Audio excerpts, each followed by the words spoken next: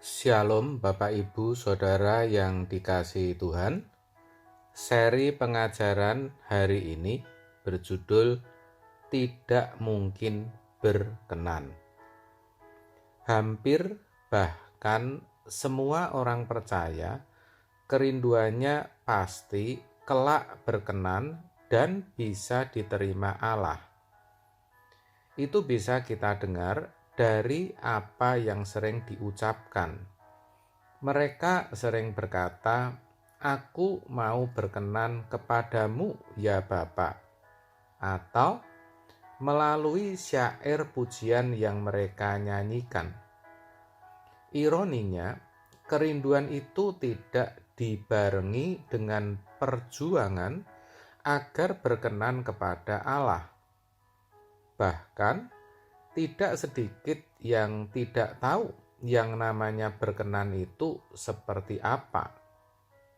Lebih ironi lagi, bahwa sebenarnya dirinya sedang dalam keadaan yang tidak berkenan, tetapi tidak disadari. Untuk mengerti keadaan tidak berkenan itu yang seperti apa, kita baca apa yang tertulis dalam Roma 8 ayat 7-8. Demikian. Sebab keinginan daging adalah perseteruan terhadap Allah, karena ia tidak takluk kepada hukum Allah. Hal ini memang tidak mungkin baginya.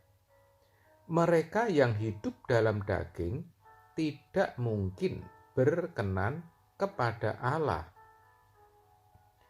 Ayat ini menjelaskan bahwa mereka yang hidup dalam daging tidak mungkin berkenan kepada Allah. Tidak mungkin artinya pasti tidak berkenan kepada Allah. Keinginan daging itu perseteruan dengan Allah. Artinya menjadikan seseorang menjadi musuh atau memusuhi Allah. Hai kamu, orang-orang yang tidak setia, tidakkah kamu tahu bahwa persahabatan dengan dunia adalah permusuhan dengan Allah? Jadi, barang siapa hendak menjadi sahabat dunia ini, ia menjadikan dirinya musuh Allah. Yakobus 4 ayat 4. Persahabatan dengan dunia artinya hidup yang syarat atau penuh dengan hal-hal duniawi.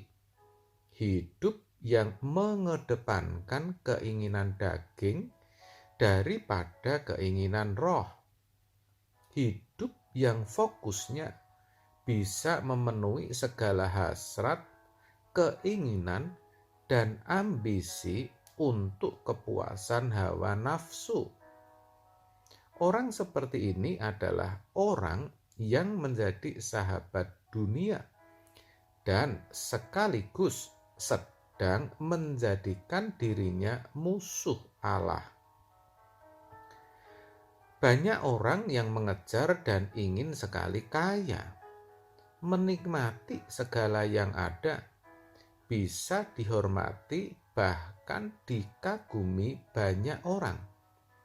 Dan kalau sudah berhasil, ternyata juga belum puas, masih ingin yang lebih lagi. Sudah punya mobil 2, maunya 3. Sudah bisa jalan-jalan ke pulau lain, maunya ke luar negeri, dan sebagainya. Dan biasanya memang kebanyakan jadi sombong, yang tadinya inginnya kalau sudah kaya bisa membantu orang, tetapi akhirnya berbeda. Semakin kaya, semakin sayang akan hartanya, dan semakin susah atau pelit dalam membantu orang lain. Sebaliknya, sikapnya jadi lebih mementingkan diri sendiri dan mengabaikan kepentingan orang lain. Tidak sedikit orang yang demikian juga meninggalkan Tuhan. Doanya tidak sekencang waktu masih dalam perjuangan. Bahkan ada juga yang tidak lagi pernah berdoa.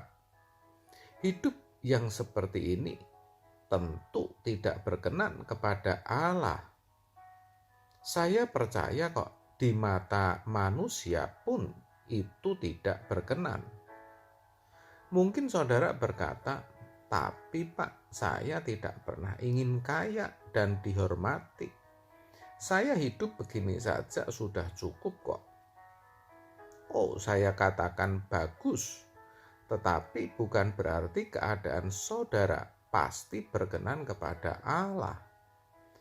Ketika saudara menuruti hawa nafsu kedagingan saudara, mudah kecewa, menaruh dendam, ada iri hati kebencian, kelicikan, atau ketidaktulusan dalam hati saudara, itu juga berarti perseteruan dengan Allah. Itu sama artinya saudara tidak bisa menerima keputusan Allah. Saudara sedang memusuhi Allah, saudara juga sedang dalam keadaan tidak berkenan.